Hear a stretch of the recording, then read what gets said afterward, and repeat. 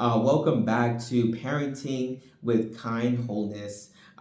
Today, we're going to be talking about something that can completely change the way we, just respond to our children. And the topic of that is connection before correction. So, Kirsty, what is your take on, connection before connection? What is the first thing that comes to mind when you hear that? I think about my background, in which, coming from the Caribbean, our first instinct is to correct. You're in trouble and you misbehave, and here is time out, or go to your room, Oh yeah. or stay quiet. Who are you to speak, right? I Right. birthed you. God forbid you have an opinion. So that's what comes to Yeah. mind, Yeah. right? But through this journey of mindfulness and conscious parenting, I have learned over the years that that other individual, that child, is just another human being. Right. And that's the first fact that we need to kind of like accept. And it's difficult to accept because Yeah. we were taught, children are meant to be seen and not heard. Right. So that's very difficult to digest, especially in our demographic, right? Yes.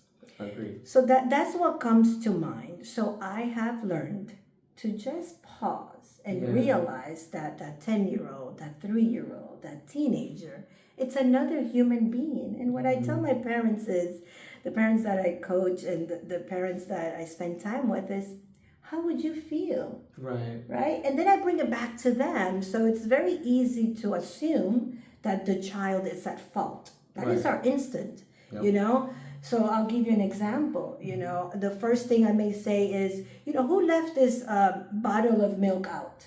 Right. Was it you, so and so? So I immediately Accusing. accuse and blame the 10-year-old or the Right. 12-year-old. Right.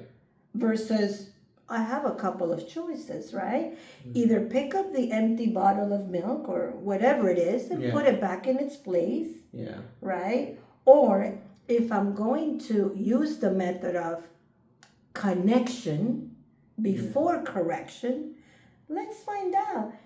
It could be a conversation. Hey guys, where does this go? Let's start with that. Yeah. And let them have an opinion.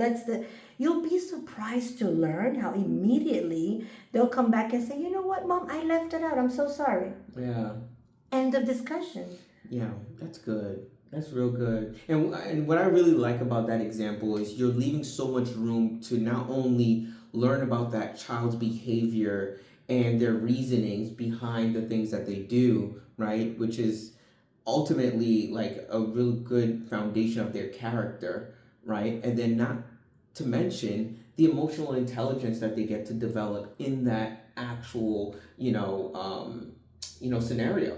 Yes. So Yes. it leaves room and for growth in many ways that, like, again, growing up in a household where, especially Caribbean household, where you just seen and not heard, as you mentioned, and it really, unfortunately, birth adults to not voice their opinion, and now you're dealing with men and women who cannot express themselves properly because they've been suppressed at a young age.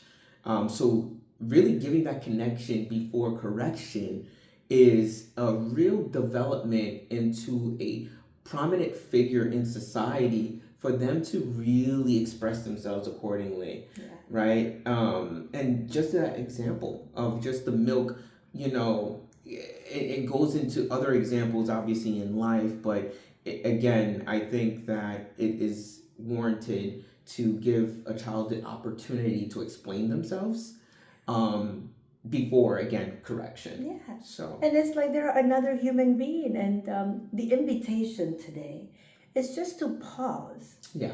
Before we go into correction and you're guilty automatically and accusing that other human being, just pause and allow that child the space, like you said, to develop their own emotional intelligence by just zip it, is what I tell my parents. Just zip it. Just zip it. And just create a culture of a dialogue, Right. a conversation. Once again, you will be surprised Yeah. to learn that that child has the best interest at heart. But we are so quick to judge simply because they are a child. Because that's what we were taught.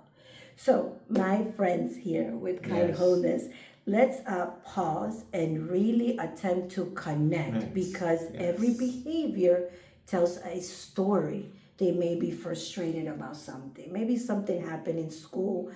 Maybe something happened that they're disappointed at something or someone because it tells a story. But let's find out what's really going on underneath the behavior before we go into judgment and correction mode. So let's connect before we correct. Hey. Thank you. That's it.